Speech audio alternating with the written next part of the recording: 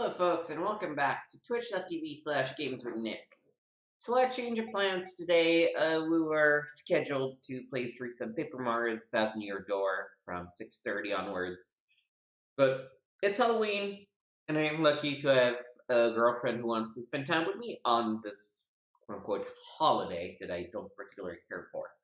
So we are changing up the plans a little bit. We'll be streaming 999 today for a couple hours. And then on Thursday night, we will be back with some Paper Mario. We probably won't finish it today. I expect there's more like 4 hours or oh. Yeah, no, I don't. There's probably 4 hours of gameplay left. Last time, let me move here so we okay. So last time we finished this path, right? So we sort of unlocked a bunch of things and discovered that, for one, Ace is really a bad guy and a creep and responsible for whatever happened 9 years ago to these children. B, we figured out that Snake isn't actually dead, just kept in a coffin in an altar room where the 2 number 9 doors are. We don't exactly know who the dead man is, but we would like to figure that out. And to unlock the true ending, what we're gonna have to do is we're gonna have to move along this path first, and then this path. So we're gonna have to go through, instead of the number 8 or the number 3, the number 7 door, if I'm not mistaken, and then the number 1 door. And if we do that sequence correctly, including a couple of special things in it, that should lead us to the true ending. At which point we can clean up the remaining endings, which are essentially just bad, dead-end endings. So yeah, let's go ahead and check those out. So we are already here. We're gonna skip ahead. We should pick the other door than the one we went to. And what we know is that what's going to happen here is that Ace is going to go through the door with a dead man in, so that he can grab his number 9 bracelet. Yeah, door 4 is fine. Decided that door 4 would be fine. I'll go through door 4 with Lotus, Santa, and June. There's nothing to worry about. I just need to stay by her side. June. Akane Kurashiki. This should be fine. It's no problem this way. I should see the other 4 off. He made no shows of affection, but Junpei saw her as something more than just a friend from his childhood. Looks like Ace and the others are going. He watched the other 4 walk toward her door. Ace, Snake, Clover, and 7. Junpei said nothing as they left.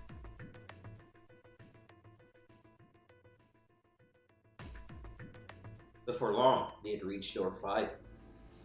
They talked to one another for a few seconds, saying things Junpei couldn't hear, and then laid their hands one by one on the scanner panel of the red.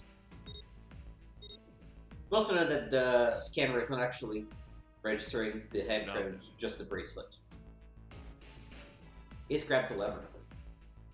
His face tight with determination, he turned over his shoulder to look at Junpei and his companions. Goodbye. Be careful.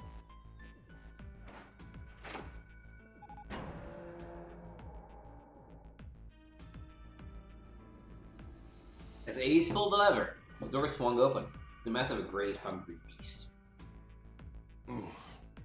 So horrible. Beyond the door, Junpei knew, lay the sad remains of the 9th. It did not surprise him that Ace, Clover, and 7 hesitated. The body was not a pleasant thing. What are you doing? We need to hurry. Snake had no such problems, as his bloodiness made him immune to the horror. He stepped through the door, his feet making wet black in the pool of blood. Snake, your shoes. It's fine. Hurry! Or are you planning on dying with everyone else? I assume you haven't forgotten the door only remains open for 9 seconds, have you? Sorry, Snake. Let's go! The 3 remaining steeled themselves and stepped through the door.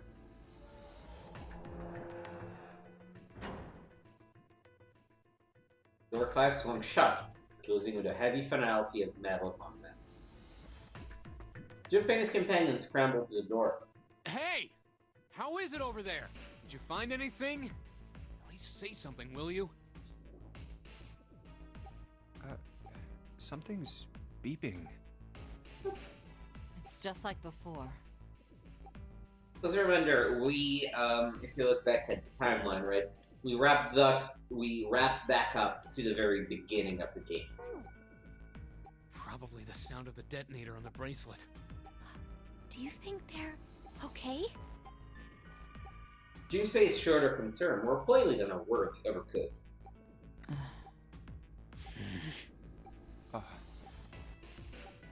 Almost as though in response to her question, a voice rang out from the other side of the door.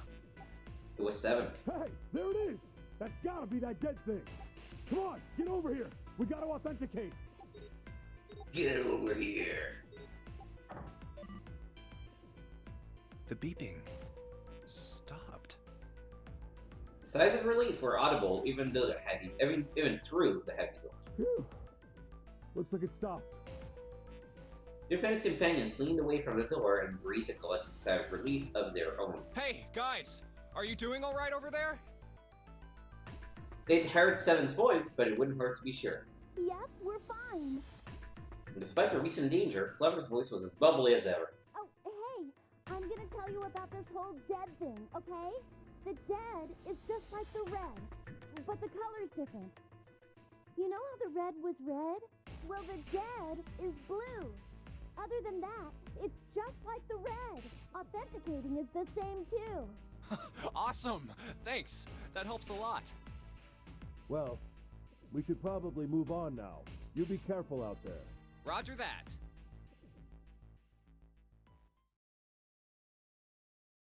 Junpei and the others left door 5 and headed toward door 4. Whew.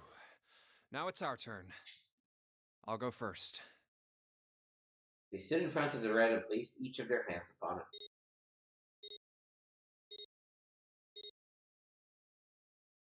Four asterisks appeared on the screen. Junpei grabbed the lever and turned around. Okay, we ready? Yeah. Sure. Let's go. None of them looked particularly optimistic, but their faces were set. Junpei nodded to them and turned back toward the red. Alright, let's go. With strength and determination, he pulled the lever.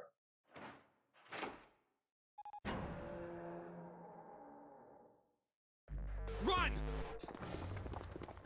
The four of them left through the door together. The moment they had passed through it, each heard a cold electronic sound coming from their left wrist. Oh, damn.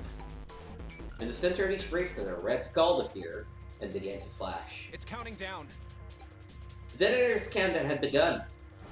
In the long moment that each of them spent staring at their wrists,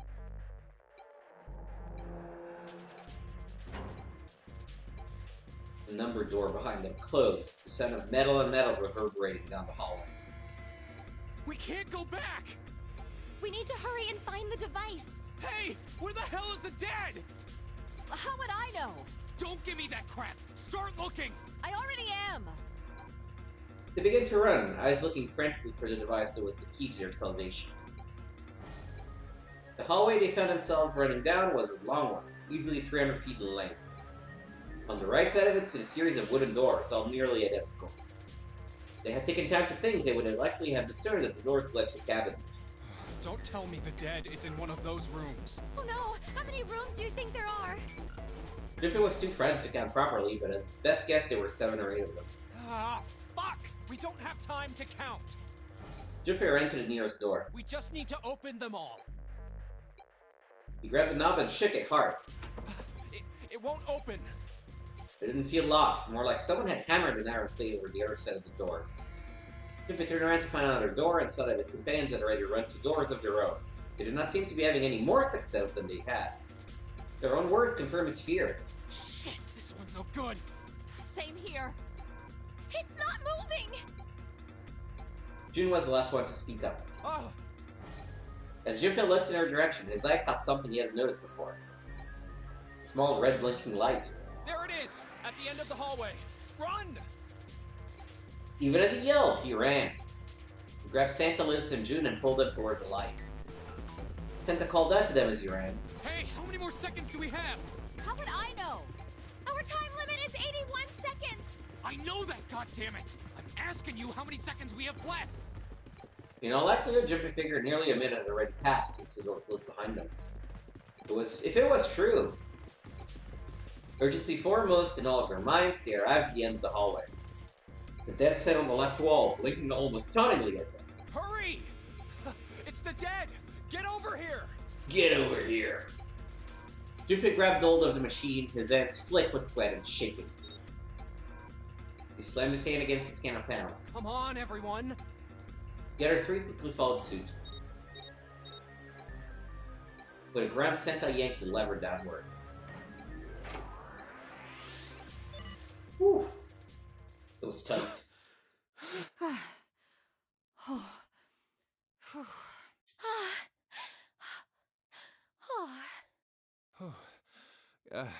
Looks like it stopped. His hands beginning to steady, Junpei wiped away some of the sweat that had beaded on his forehead. As they caught their breath, the four companions began to look around.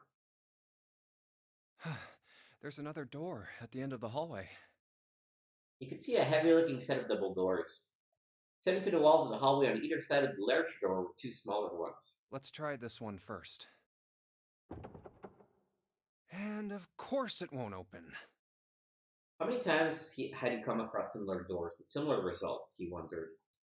Or perhaps he corrected himself, more a lack of results. Whatever the reason, the door remained firm and unyielding, and refused to allow Junpei, or anyone else, passage. A keyhole. Above the keyhole was a small symbol engraved in brass. What's this mark? Mail? He wasn't quite sure what to make of it, and stared at it for a moment in confusion. It was June that corrected him. No, not exactly. That's probably the symbol of Mars. Well, technically, they are the same symbol. But I saw a number of similar symbols near the main stairway. The symbols of the solar system. Oh, that's right.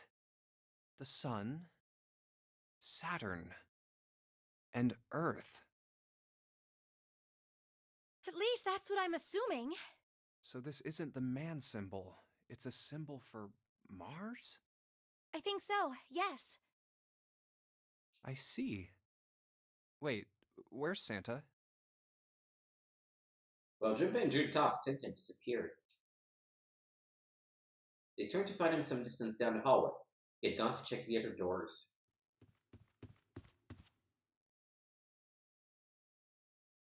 It took him only a moment to catch his breath again. Yeah, so, I looked the place over. Here's the deal. None of the other doors open. Then that must mean... We only have 2 more doors. Notice examined the doors on either side of the larger double door. Each one had a metal plate attached to it. maybe it's the room number. The door on the left has a B92, and the one on the right says B93. All right, let's open them. I'll open B92. Okay, I'll get B93 then.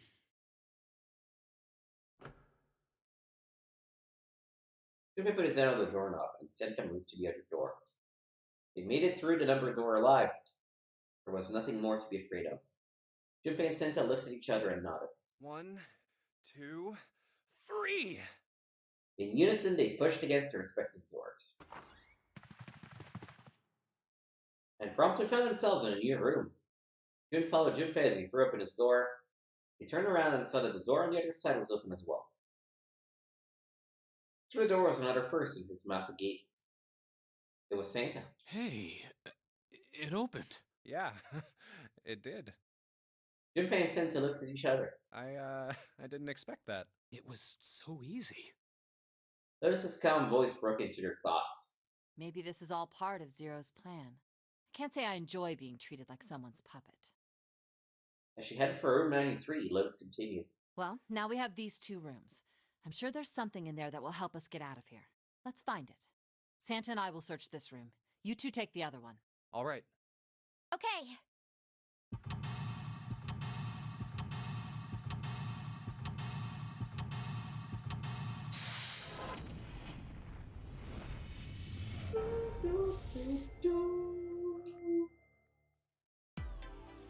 Alright. These look expensive. I wonder how much we could get for it. Are you gonna steal it? Eh. This is kind of a weird looking picture. You think it's an abstract painting or something? It looks kind of like a demon with an elfin-like nose. Taking on a human being's brain. Where the hell did that come from? What's a brain made of? Can't say I'd mind finding out a little more about what goes on in there. It's funny, when you know what the picture is, you can't not see it. Stable made of wood. There's something here. Box of matches. Pippin looked down blankly at what he was holding, then up at June. Oh yeah, how's your fever? You feeling better now? Yes, I'm fine. June certainly looked fine. Let me see your forehead. She looked damn fine, if you know what I mean. Pippin held his hand on her forehead for a few seconds. Guess it really has gone down. Are you worried about me? Yeah, I guess I am. Yeah, I guess I am. June blushed and giggled. By the way, Jumpy? Hmm? How did you end up here? What do you mean? I told you earlier, didn't I? There was a man with a gas mask when you got home at night. You inhaled some white smoke and passed out. When you woke up, you were on D-Deck. Damn straight. But is that really the truth? What? Jumpy, are you hiding something from me? No, why would I? Well, if you think about it, this is awfully suspicious. I mean, why would two childhood friends bump into each other in a place like this? Hey, I could ask you the same thing. Are you hiding something? What would I hide? Well, I don't know. Anything. I mean, you're hiding it. How would I know? You mean like the number of men I've dated? Oh, come on. Junpei's heart stumbled over itself. Do you want to know? He had to admit he was a little curious. Don't worry. He smiled at him. Only 18. Times 0. Yeah, I guess I just haven't met Mr. Right yet. June looked a little embarrassed and scratched the back of her head in a desperate attempt to seem nonchalant. Yeah, I see. Junpei coughed quietly in much the same way. Anyway, I'm not hiding anything. Just like you, Jumpy. When I woke up, I was on D-Deck. Well, you do have a point. I mean, why did Zero pick us? We haven't seen each other since elementary school. I wonder. June nodded, and for a few moments she had a faraway look of someone in deep thought. Look for what connects the victims. That will lead you to the culprit. Do you remember Seven saying something like that? Yeah, I do. So? Well, that's what I'm saying. I think this must all have something to do with a classmate of ours. You got any ideas who it might be? No, nothing. Oh, Well, if it had something to do with school, then it could be one of our teachers, or maybe the principal. or the janitor, or the lunch lady. Oh, I can barely remember any of them. Yeah, I know.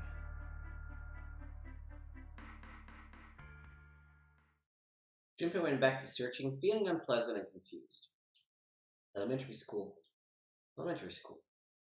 Is there anything strange that had happened in elementary school? As he searched the room, he continued to wreck his brain. Okay. It's a bottle with water in it. This is the bedroom. Probably have it because your throat. They probably have it in here because your throat always feels dry when you wake up. You know. My throat's dry, but I think it's because I'm a little nervous right now. Well, we did run a lot, so we're kind of sweaty. Hey, Jumpy, do you want to take a shower together? Whoa! Just kidding. But let's take it back. My brain's already working out the texture. My throat was dry already, it sure isn't helping. This isn't a painting. Is it a map? Looks like a map of the ship's interior. Oh, this is a great find. I think it'll be really useful. Let's take it with us. Junpei took one last look at the map, then folded it up and slid it back in his pocket. June looked up as he closed it. This ship is bigger than I thought. Yeah, it's probably about 900 feet long. Must be one of those fancy cruise ships. Of course, it doesn't really look like a cruise ship. Everything in here is really retro. Even if it's just some sort of style choice, there's just too much. Do you remember what Zero said?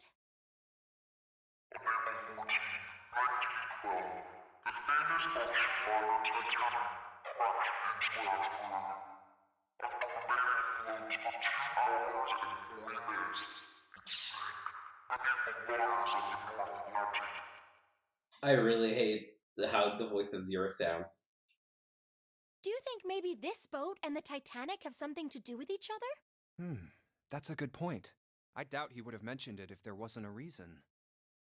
Junpei took a moment to look around the room. Do you think this boat is A replica of the Titanic? a replica of the Titanic? A replica? Yeah, you know, like a copy of the actual boat. Who on earth would make something like that? Fans. Crazy Titanic fans. No way. Do you even know how much money that would take? No idea. But all they've got to do is break even, you know? Break even? Yeah, they could use it as a cruise ship. Climb aboard a piece of history, sail around the world in the resurrected Titanic. Hell, with marketing like that, they'd probably have more customers than they'd know what to do with. Do you really think people would want to ride on a ship with such an ominous past? It's the site of the worst accident in history. Over 1,500 people died. I wouldn't be surprised if you'd get cursed just for going. A curse, huh? Jumpy, do you believe in that sort of thing? You know, curses and stuff? Ooh, spooky. Now, I don't know the crap. Sorry, but I can't really say I believe in that kind of stuff. Heck was not one of Junpei's many better qualities. What about you? Nah, I guess that's kind of a dumb question. Yes, I do believe in curses. In fact, I think it was a curse that sunk the Titanic. What? A curse sank the Titanic. The curse of the Egyptian mummy. Junpei couldn't understand how Junin maintained a straight face to say that. Supposedly, the Titanic carried the mummy of the priestess Amun-Ra, which was stolen from a pyramid. And they say that the mummy had a history. Everyone involved with it died mysterious deaths. Come on, I'm sure you've heard of it before. Those who open the coffin will be forever cursed. So you're saying the Titanic sunk because of that curse? That's right! Jun's eyes had lit up with excitement like a child with a new toy. That's stupid. I don't buy it. It's true! How can you be so sure? That mummy wasn't just a normal mummy. It was really mysterious, totally unbelievable. What is so unbelievable about it? Well, supposedly, she was really pretty. Pretty? Yes? But she was a mummy. That's right. She wasn't all shriveled up or rotten or anything. Oh, okay, I get it. Okay, it's that thing. I don't remember the name. Where your body turns into some kind of wax? Yeah? The fat in it turns into something kind of like candle wax, right? And Yes, saponification, but that's not what it was. huh? That's not it. She wasn't wax. Then what was it? They say that she was frozen. What? Frozen? That's right. The whole body was frozen solid. You know how a human body is more than 60% water? Well, all of that water was frozen. The story says that from the time of its discovery all the way through to when it got put on the Titanic, even though it was carried through the desert, her body never melted. Whoa. That's crazy. I think so too, but maybe it's true and we just didn't know about it before. I didn't know? Yep. Maybe it's common sense to eat shaved ice in the desert because it lasts forever. Huh? Nah, that seems too silly to be true. But maybe it isn't. It just appears that way because you didn't know it was true. Well, yeah, You're making less and less sense, girl. Jun and Junpei talked a little more and then went back to their investigation. But even as they did, his mind went back to what she'd told him. ice that doesn't melt, even in the desert? Does something like that really exist? No, even if it did, it wouldn't really be ice anymore, would it? The more I thought about it, the more his head hurt. Like he'd eaten his ice cream too fast. Okay. What's in here? Ooh, there's a key.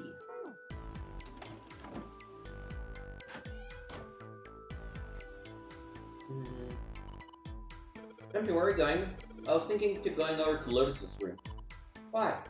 What do you mean why? I'm just gonna go check up on them. Is there something wrong with that? Oh no, come back soon.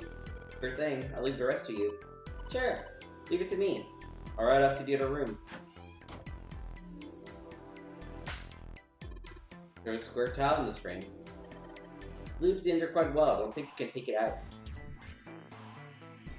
Looks like a valuable vase, empty though. Seems to be a room on the left side of the vase.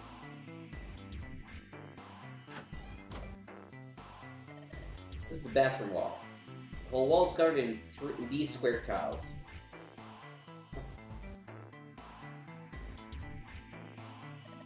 There's a curtain rod on the ceiling. Probably for shower curtains. Where are the curtains then? That means that if someone's taking a shower, nobody else can use the bathroom. So I don't see a problem with that. Junpei, you're a pervert. What's up? Yeah, we're gonna go there.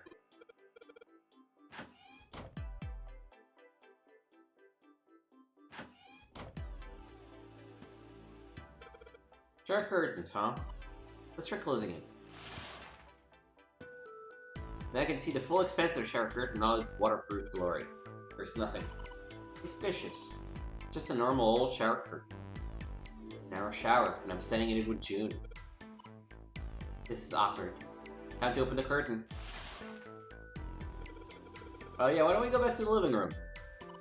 Okay, let's go back.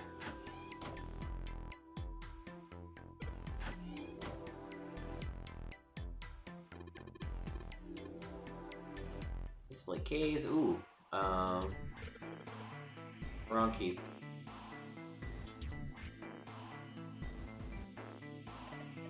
Candle with a candlestick. Let's combine with the matches.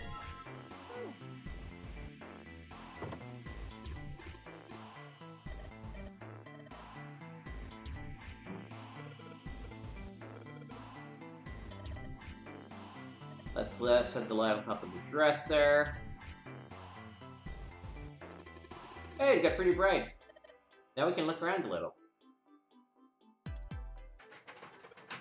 Okay, open the dresser, get a piece of plate.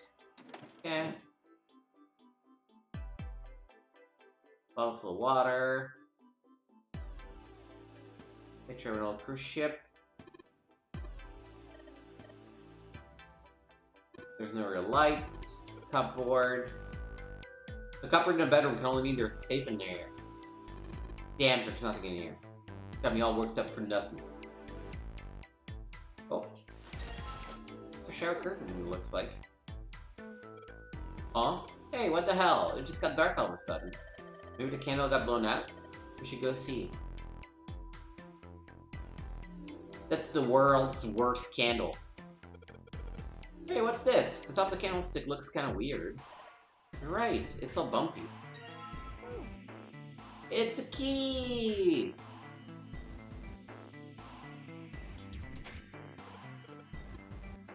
Alright.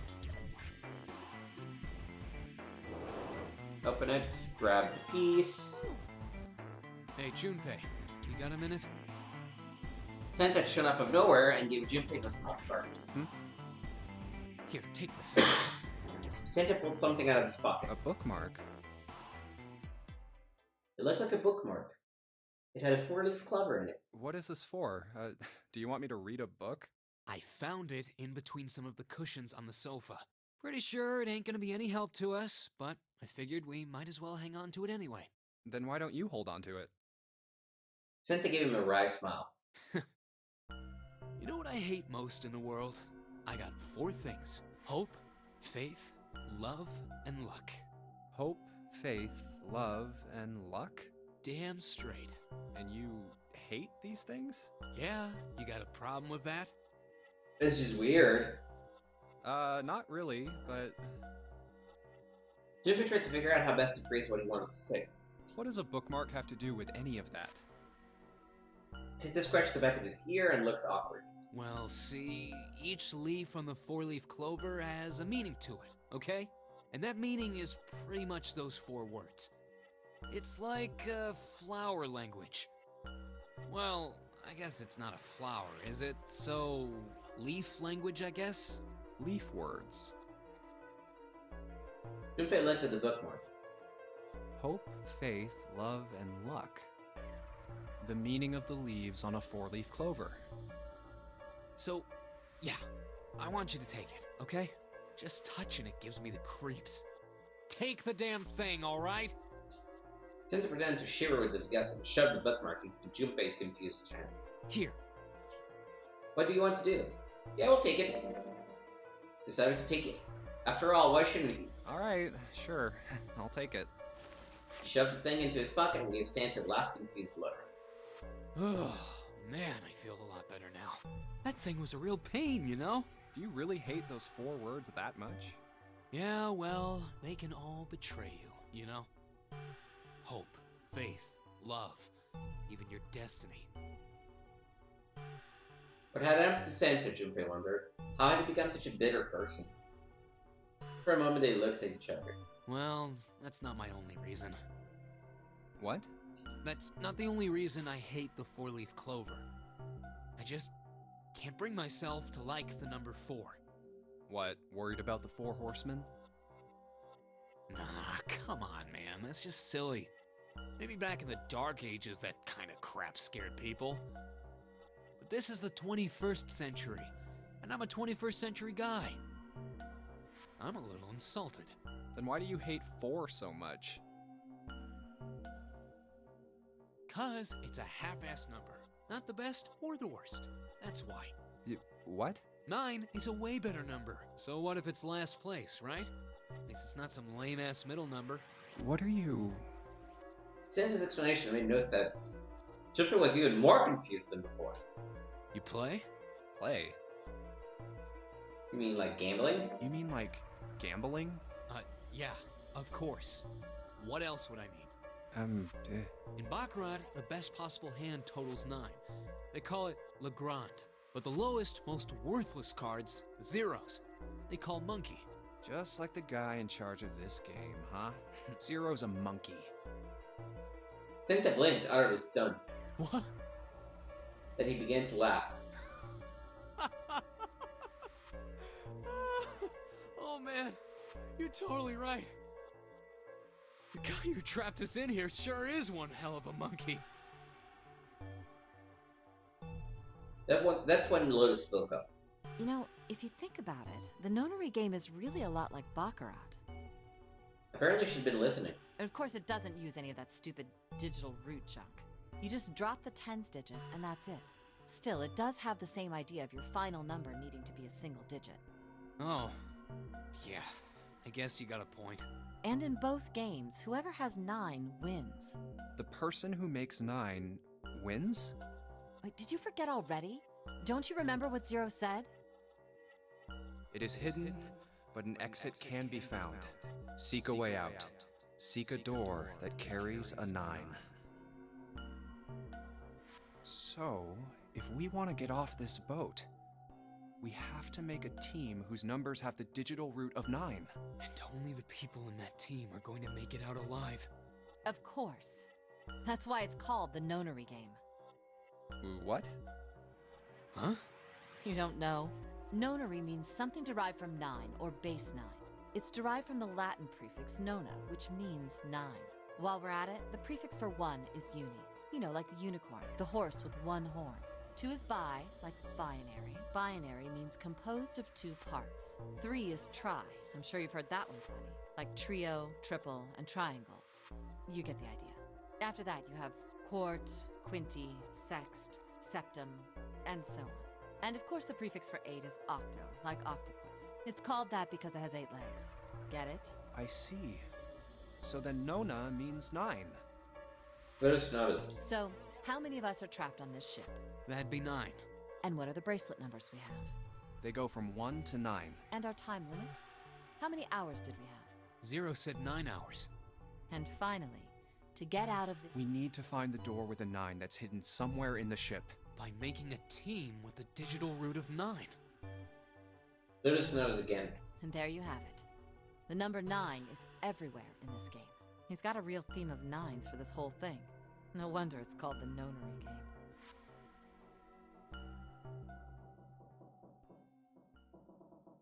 Somewhere far away, Junpei heard the creak of stressed metal. It sounded almost like Zero laughing at them. Or instead, desperate scream of a pig headed to the slaughterhouse. This was a baffling conversation on so many levels. Full of non sequiturs. Alright, what happens if I put this shower curtain here? Hey, there's a hole. Somebody's really dedicated. Well, with a hole this big, I wonder if maybe they wanted to be caught. So you're saying maybe the one getting spied on was into that shit? Maybe they were into, like, those home invasion fantasies. Home invasion? Interesting. I see. You two are real idiots, you know that?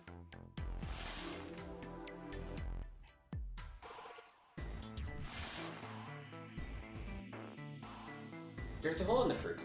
If I look at it from a ways back, I can see a single tile. Alright, from here I can see what tile it is. Looks like it's 5th from the top and 3rd from the right. Alright.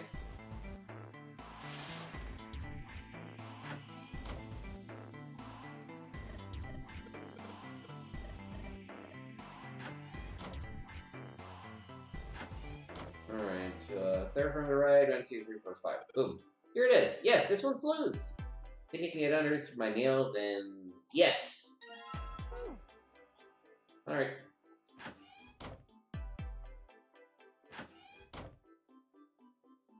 Oh, no. There's a tile in the frame. So I guess I'm supposed to put tiles in the empty spaces. Alright, I'm gonna give it a shot. Okay, so... These go here. These are swapped. And there we go. Yes! I did it! Picture complete. And there goes the frame. What's this? What do you mean, what's this? Pretty obvious, isn't it? It's a hole in the wall. Like a hidden safe or something, you know? Anyway, let's take a look. I think there's something inside. Marsky! Junpei messed around a bit with the key he had and looked blankly at the picture that slid down. What's the deal with this picture anyway? Senta had only been mumbling to himself, but it drew Lotus's attention. He looked at the picture and paused. I think I've seen this picture before. Where? In a book. There's a British biochemist named Sheldrake. He has a rather interesting theory. I saw this picture in his book. What's this interesting theory? Morphogenetic fields, which relies on the theory of morphic resonance. Sure. Man, I can't deal with this. Just listening to you talk about it is giving me a headache. Senta put his hand on his head as though he were in great pain. Lotus merely arched an eyebrow in his direction and continued. It's not a difficult concept to grasp. In essence, he states that the shape of living organisms and their behavioral patterns are transmitted through a field not visible to the eye. What part of that isn't difficult, exactly? Lotus did not look pleased. All right, how about this? Theory of the telepathic mechanism. Telepathy? Yes, telepathy. Well, perhaps not exactly telepathy, but it's close enough for a simple approximation. Senta suddenly burst into laughter. Are you serious? Telepathy? Who do you think we are? Kids from the 70s? I can't believe someone would actually do serious research on something like that. Yes, I agree. Lotus's response was surprisingly curt. Junpei had expected at least some conflict. I read the book, but I can hardly say I understood it. I'm in no position to defend or condemn anything it said. It was probably just someone latching onto a statistical outlier from some study and turning it into a ridiculous theory. There's no scientific merit to any of it, I'm sure. But even so, Um, Anyway, I saw a picture like that one in his book.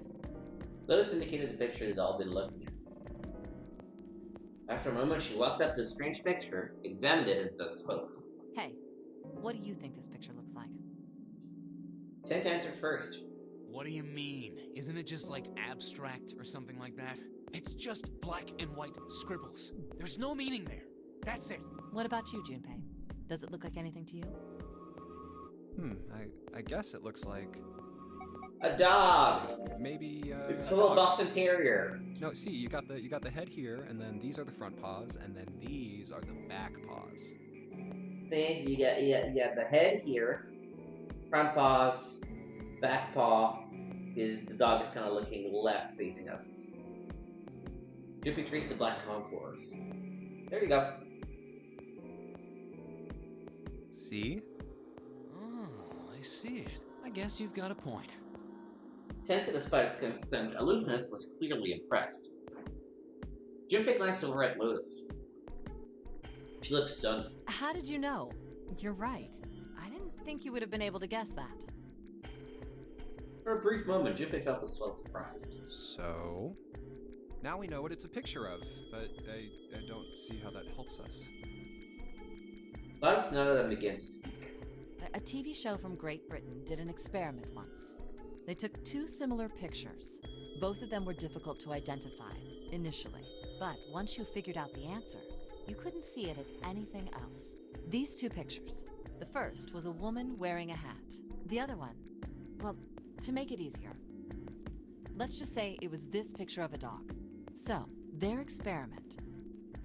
First, they sent the picture to other parts of the world, outside the reach of British airwaves. To Ireland, the US, Africa, Europe. Then, in each country, they gathered a number of test subjects, roughly 1,000 people. They were shown the two pictures and asked, what does this picture look like to you? The results weren't really interesting on their own. 9.2% of the people saw the lady in the lady picture.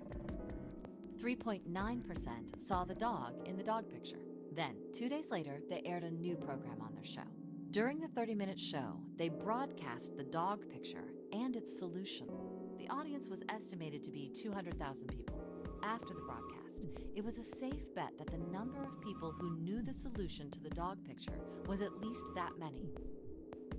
After another 2 days passed, they gathered more research subjects from areas outside the reach of British TV and radio. This time, they only found a sample of roughly 850 people. Naturally, none of them had participated in the first test. They were, however, given the same tests and the same two pictures. The results were startling. 10% of the people saw the lady in the lady picture. The previous test sat at a 9.2% success rate. Not much of a change statistically. The dog picture, however, produced a very different result. The percentage of people able to successfully find the dog, it went from 3.9% to 6.8%, a very significant increase. So do you understand? Do you realize the significance of this experiment? There was no way the second group could have seen the picture. They lived far away from Britain and couldn't have seen it. But even so, it was only the success rate for the dog picture that went up. Why? How did that happen? What does it mean? Lotus looked back and forth, from Junpei to Santa and back again. Normally calm and collected, she looked now as though she were very nearly possessed, and there was something manic about her manner. Santa took an involuntary step backward. Junpei didn't budge and stared straight back into Lotus's eyes. Oh, wait, does this have something to do with that field, or whatever it was that you were talking about earlier? A field not visible to the eye. So, if more people know the answer, then that information will pass through the field. Huh. Psych! Her manner suddenly shifted and Lotus smiled broadly at Junpei and Santa. She waved her hand dismissively, doing her best to laugh the whole confrontation off. I was just kidding. You really shouldn't take me seriously. Well, I mean, the things I just told you about are true. They really did happen. But the results of that experiment really aren't anything to go by. They could have easily falsified them. In the end, I'm sure they were just in it for the ratings. They are a TV station after all. At last, it seemed that Santa had gained control of his composure.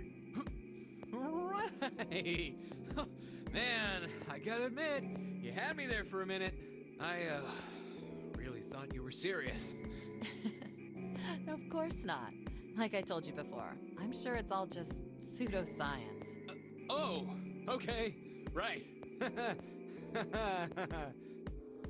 Santa and Lotus laughed and gave one another jovial claps on the shoulder. Junpei, however, didn't feel so much like laughing. Something felt wrong, unclear. All right, enough nonsense. We've got the key. Let's get out of here. Word. Lotus and Santa walked away from the picture. Junpei stayed staring at the picture of the dog. Huh. A field not visible to the naked eye. Morphogenetic field.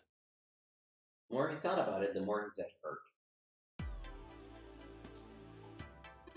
Alright, let's go to the hallway. I'll go get June, you guys head to the door. Okay, roger that. Yes, it's unlocked. Good job, Junpei.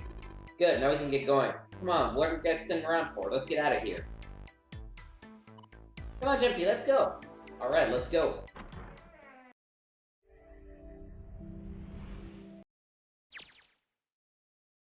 They stepped through the door to find themselves in a wide hallway. Huh, another hallway. Junpei, June, Lotus, and Santa stopped for a moment and looked at their surroundings. A short distance away, a metal grate extended across the width of the hallway. Come on, open! Curious are we? Yeah, there's probably another escape room ahead of us. Let me take a super quick break just to grab a little cough drop and I'll be right back.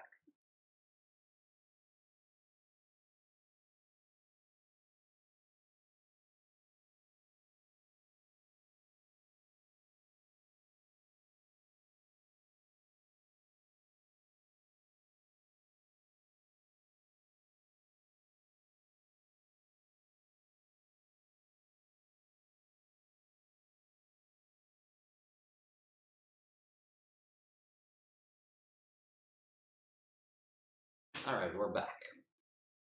It's not going to open because you rattled it, you know. Damn it! It took hold and shook, but refused to move. Look over here! Nearby was a pair of elevators. Elevators. And the buttons? Of course they don't work. The power must be out here too, just like by the staircase. That leaves this door. Well, looks like we don't have any choice. Yeah. Sure does. Well then, let's open it. All right, here I go. Junpei grabbed hold of the knob and quietly pushed the door open. He entered slowly, trying to take in as much of his surroundings as he could. The others followed shortened. Oh, so it's a kitchen. Santa did not look pleased. What were you expecting? Isn't it obvious? The exit? I was hoping this would be the way out of here. You really think it'd be that easy? Yeah, I know. Still. As they talked, Lotus headed deeper into the room. Until at last she stood in front of the door. If we can just get through this door, we should come out on the other side of that grate we saw earlier. But don't we need the key for that? I'm not sure why I didn't say the good. line. Sorry, I guess that wasn't very constructive. Neither Junpei nor Lotus looked terribly happy.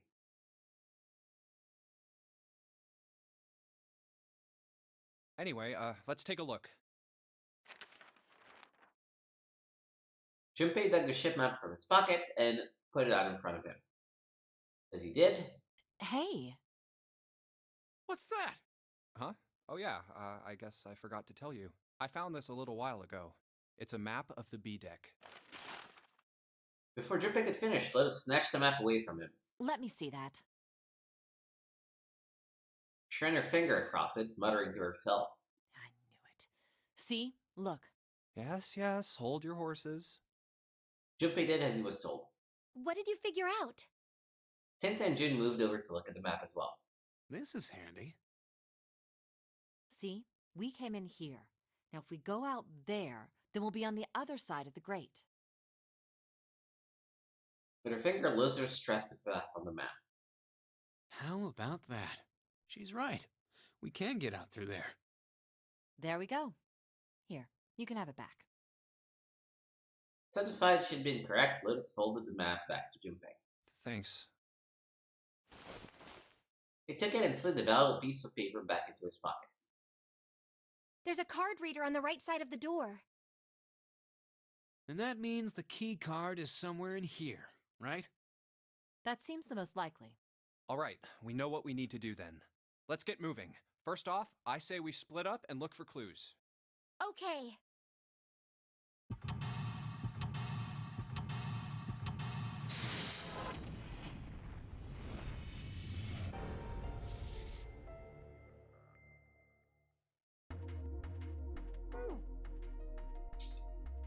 The voucher, it says, Appetizer 9, Meat Dish 10, Soup A, Seafood Dish F.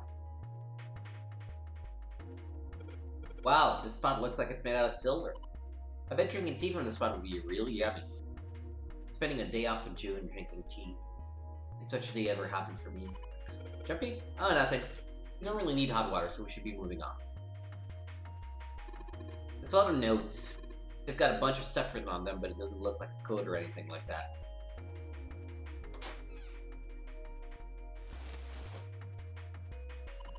There's so much stuff in here. A whole lot of cans. This is probably a pantry. Ooh, a knife. A rusty knife? I don't think we'll be able to use it while it's like this. The knife seemed important, Junpei thought, but it wasn't going to be much use the way to us. It's futile. Futile? You know, a waste, useless. Oh. Any particular reason you wanted to bring that up? Oh, no reason really. I just got a thesaurus for my birthday, so I just wanted to say all synonyms for anything that I come across. I was just thinking about futility. Huh? She wasn't making much sense. Junpei tried rephrasing his question. Why were you thinking about futility? At last she answered. Well, it has something to do with the Titanic. The Titanic? Yep. Have you ever heard the story that the sinking of the Titanic was predicted? No, I haven't. No, I haven't. What is it? In 1892, 14 years before the Titanic sank, a novel was published. It was called Futility.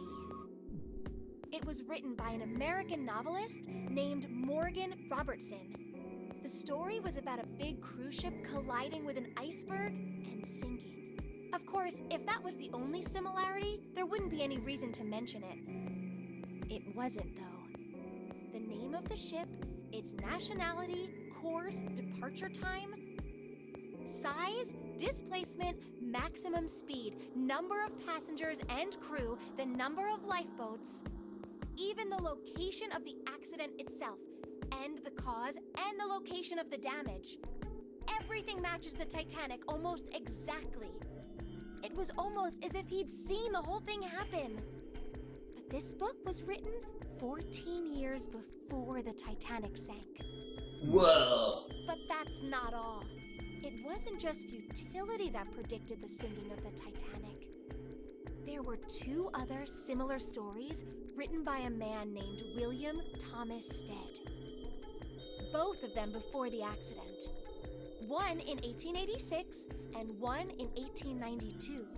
Stead wrote two stories that had striking similarities to the Titanic disaster.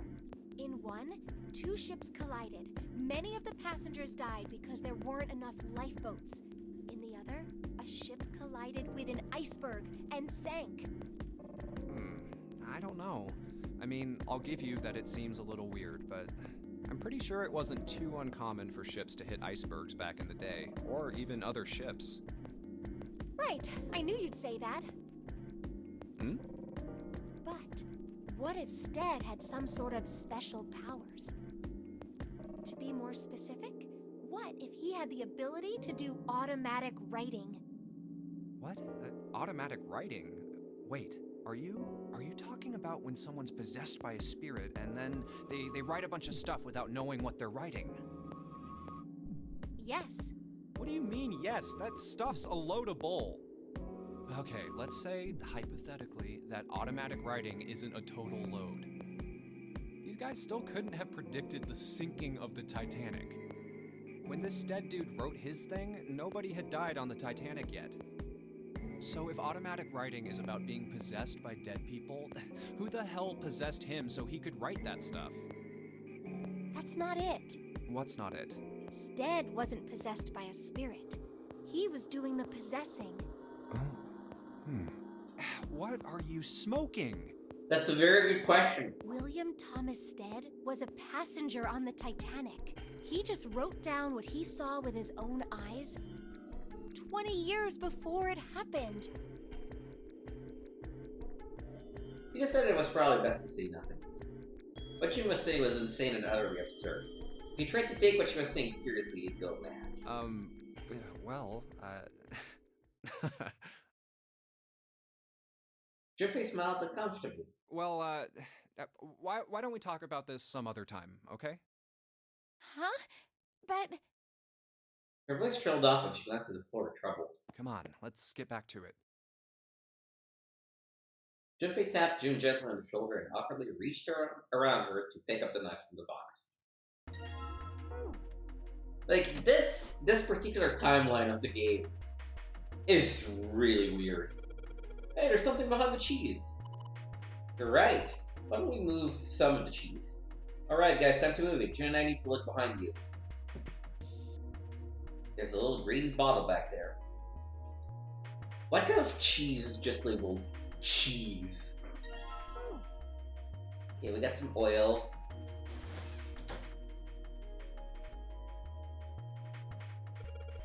What we got here is a pot and a frying pan. Oh, and a pressure cooker. Well, I guess we could use some of these as weapons. What kind of an idiot are you? You're gonna run around holding the thing while you're looking for the dead? Hey man, it's just a joke. What's so serious? Why so serious? Okay.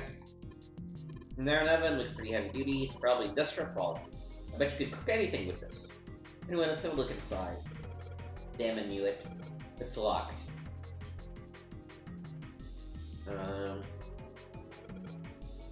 Countertop. Can't take the rolling pin. Kinda hard to believe there's a chef on board somewhere. I wonder what this drawer is. You see the metal grate on top of the grill? They make it like that so that the fat and juice can drip off the meat while it cooks.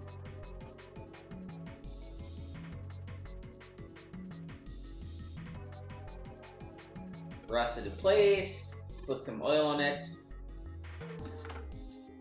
Okay, opened it up. As Junpei walked into the room, a blast of cold air washed over him. Almost instinctively, he folded his arms tight across his chest, doing what he could to conserve body heat. Oh, it's cold in here. What is this place? Are you blind? It's a freezer. Yeah, no. I would probably say, no shit, Sherlock. Senta's teeth had already begun to chatter. Hardly surprising. Freezer was far too cold for someone dressed as he was. Lotus, however, was in an even worse situation. Oh, no way. That's way too cold for me. I'll freeze solid in seconds. Sorry, but I'm afraid I'll have to pass on this one. I'm going to leave the rest to you. And with that, she ran out of the room. As Lotus left, June came in. oh, whoa. It's really cold in here. White puffs of steam hovered in front of their faces as they talked. June had already started to shiver. Hey, you don't need to be in here. You had a fever just a little bit ago. You should stay outside. We got this. No, I'm fine. My fever's gone now. But Junpei had scarcely opened his mouth Huh? when the thunderous sound of metal upon metal rang out from behind them. In unison, they spun around to find that the door they had only recently come through was closed. Junpei rushed to the door. no! Why did it suddenly close? Desperately, he grabbed hold of the doorknob. Ah! It was cold, beyond cold. Merely touching it was painful. The knob's frozen. But why? She quickly deduced that the pipe next to the door had ruptured. It looks like the pipe next to it broke, and Water released by the rupture had hit the door and frozen instantly. Senta shoved Junpei aside and pounded against the door. Hey, Lotus! You're out there, right? Oh,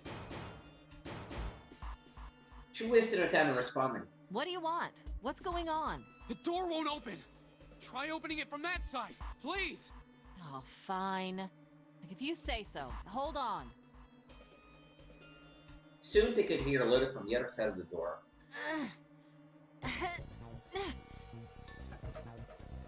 Then the grunting ceased and they could hear light panting. Light panting. Yes, as if from exertion. It's no use. It won't budge. You've got more people in there. You figure it out. Oh. God damn it. Senta was shaking like a newborn deer. June was hugging herself and was shivering violently. Even Junpei, with the heaviest clothes of any of them, was clearly feeling the cold. With every breath they took, they could feel the cold working its way deeper and deeper into their bodies. Anyway, let's find a way out. If we don't get moving, we're gonna be permanent residents. Two heads are better than none. I'm sure we'll figure something out. Yeah, you're right. Let's just take a good look around this room, okay? Right. They pushed in close to one another and began to search. There's some frozen meat up there. Looks like pork. Oh, what's this? Looks like a tag or something. Okay.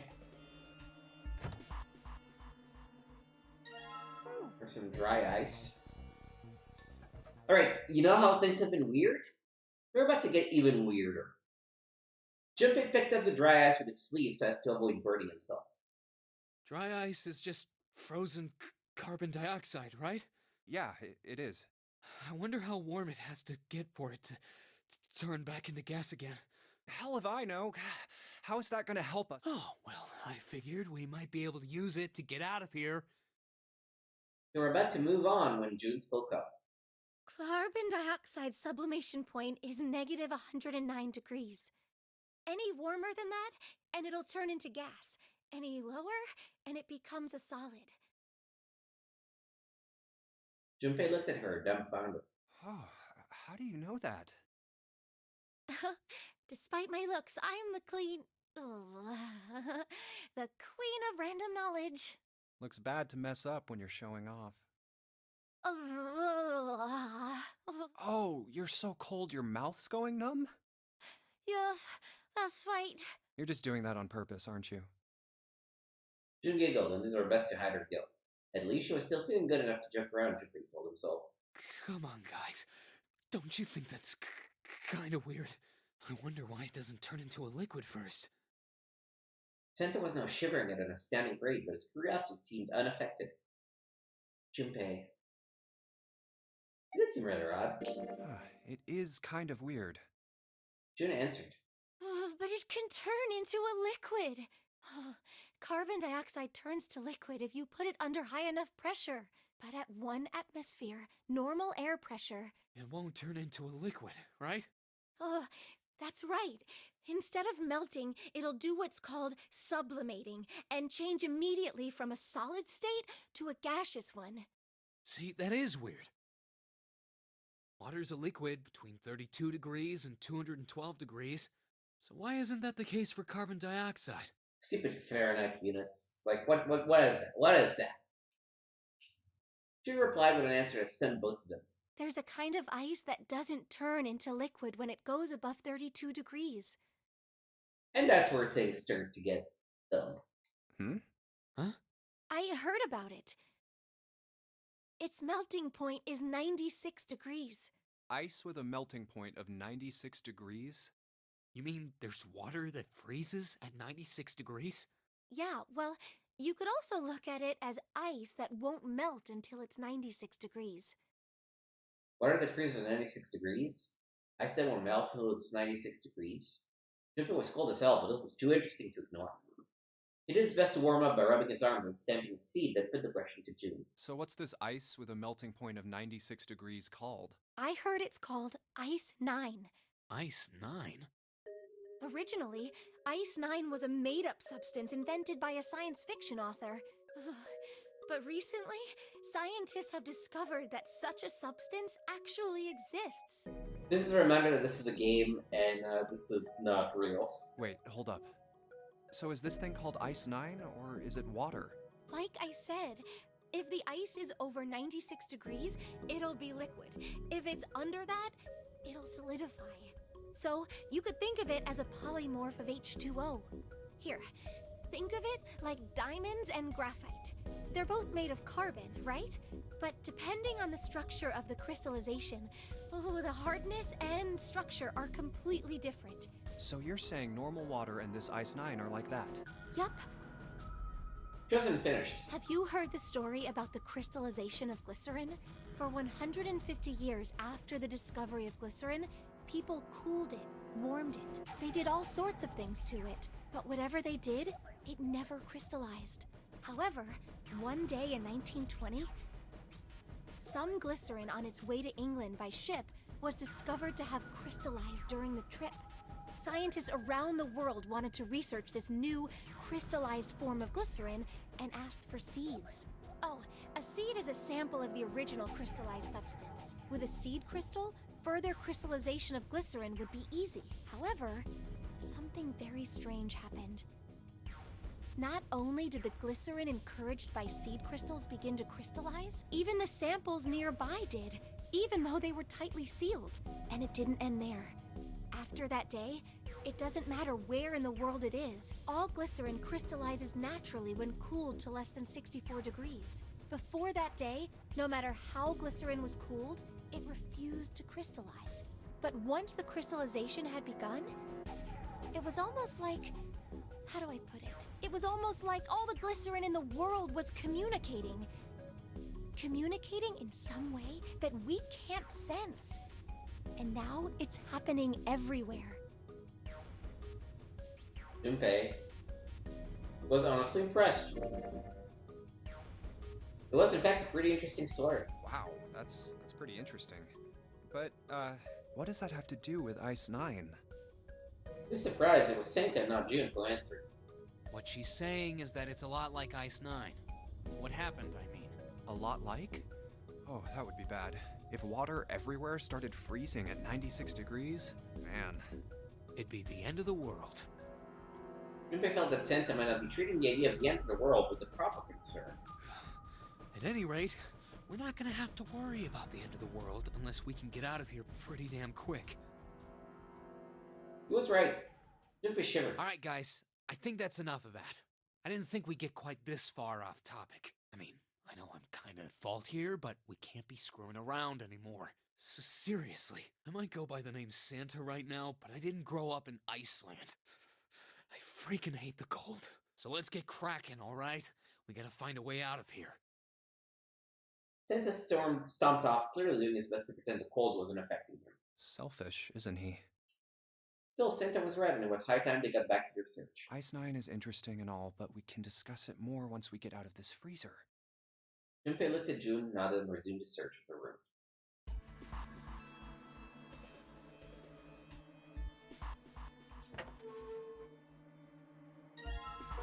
Get a rope. There's so much stuff in here. Why don't we take some of it out, Jumpy?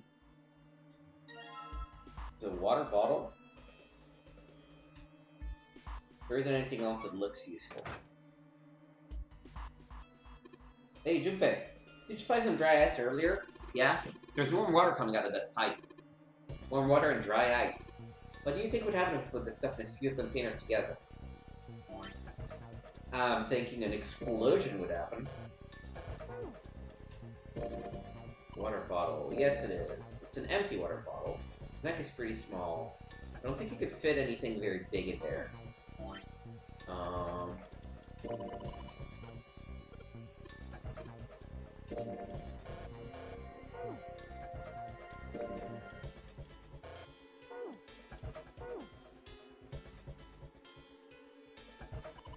That's water dripping from this pipe. Looks like when the pipe burst, the water hit the doorknob and froze it in place. This water seems actually warm.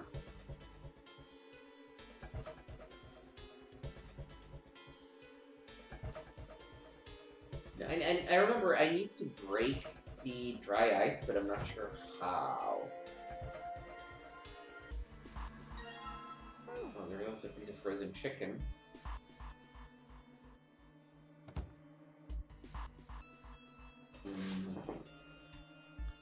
There's ice around the doorknob.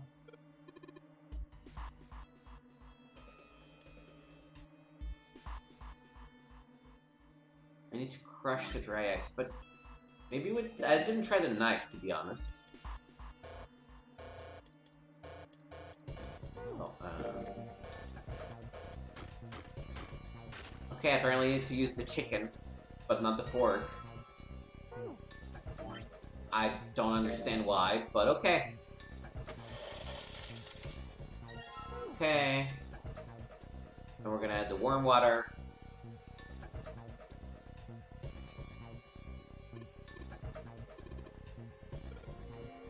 Oh, we need to hook it next to the doorknob. Okay. Then we're gonna put it on the door. Warm water dripped from the ruptured pipe near the door. Put water into the bottle with dry ice, and make sure the lid's closed. Now I just have to put this makeshift bomb on the doorknob. Alright, that's set. So, what do we do now? We just need to give it a little, tap. The bottle's already about to pop. If we just throw a rock or something at it, it'll go off all on its own. A small rock. Huh. A small rock. Junpei looked down at the floor. Getting across it were pieces of dry ice left over from the larger chunk he'd crushed earlier. Alright, this ought to do the trick. He pulled his sleeve down over his hand to keep from getting burned and grabbed a chunk of dry ice. Ah, some dry ice, huh? Not a bad idea. It was a pretty good size. About as big as a pool ball. Alright, guys, stand back. Actually, we should probably hide somewhere. Both Sent and Jun looked at him with new concern. Where exactly do you expect us to hide, genius? There isn't really anywhere big enough. Yeah, there is. Look, right here. We can hide in there. Junpei pulled open the door to the small cellar. Come on, get inside, quick. Sent and Jun nodded and jumped down into the hole. Junpei quickly followed. In his hand, he could feel the chill of the frozen carbon dioxide, even through his sleeve.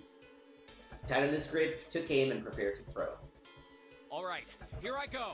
3, 4, 5.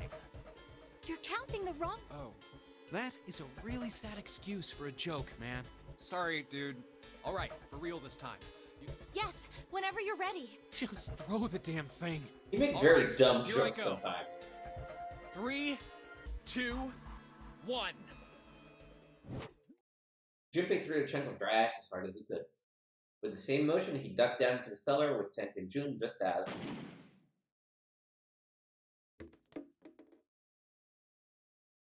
Junpei leapt out of the cellar and ran to the door. Jumpy! The ice on the door! Is it gone? Yeah, it's gone. The blast must have shattered it. Yes! Alright, let's see if it opens.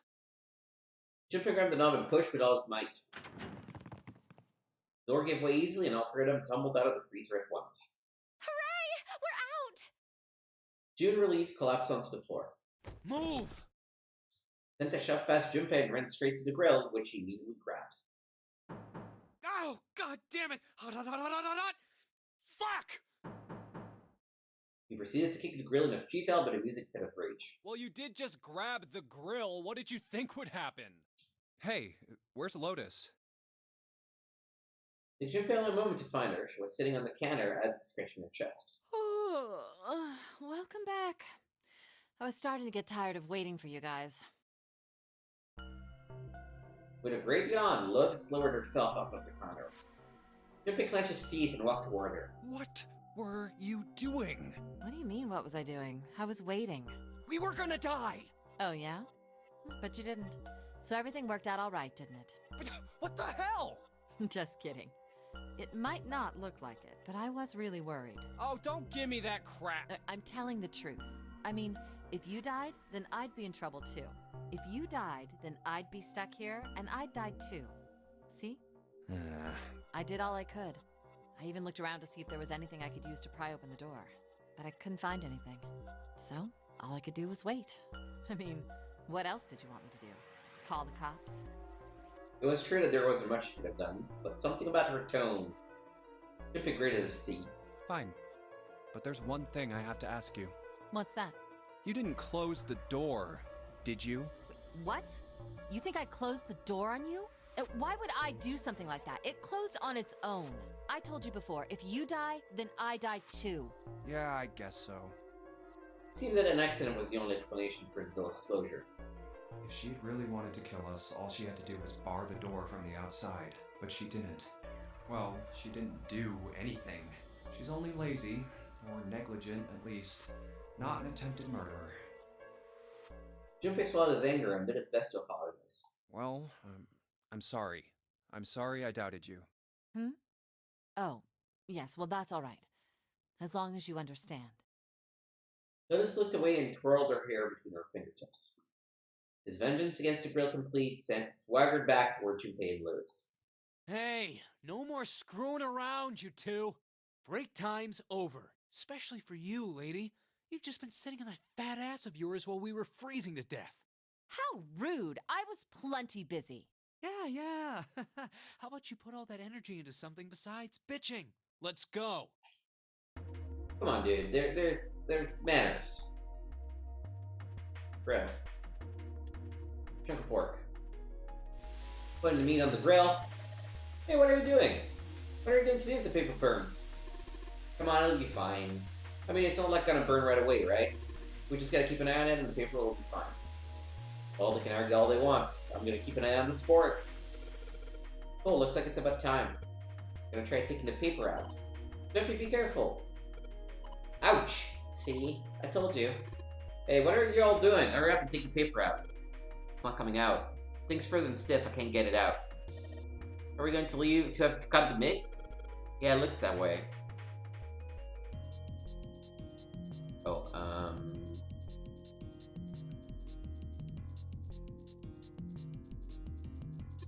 the sink, it's still got water in it. There's a couple plates in there, but I don't think they're gonna help as much. Ooh, but the whetstone will.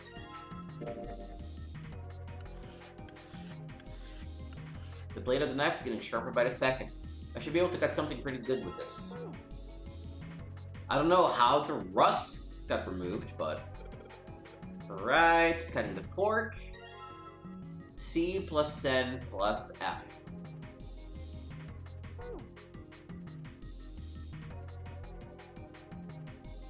Alright,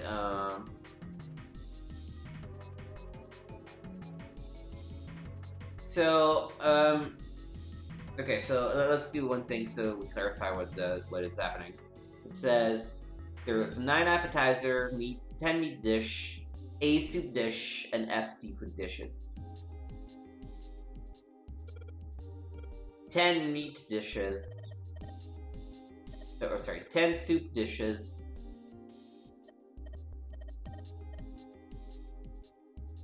Which should be the same as A, right? Whereas the meat dish, there are 16 of them. So we're looking at hexadecimal. So C is gonna be A is 10, B is 11, C is 12, and F is 15. So it's 12 plus 15 plus 16. 12 plus 15 is 27. 27 plus 16 is 43. So if I'm correct, the code should be...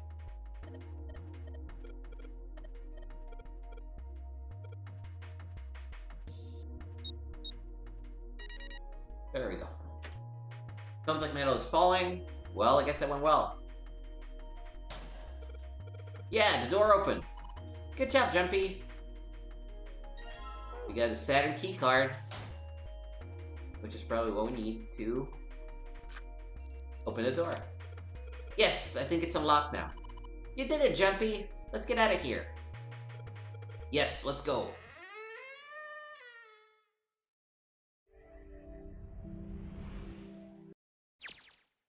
I think we've been here before.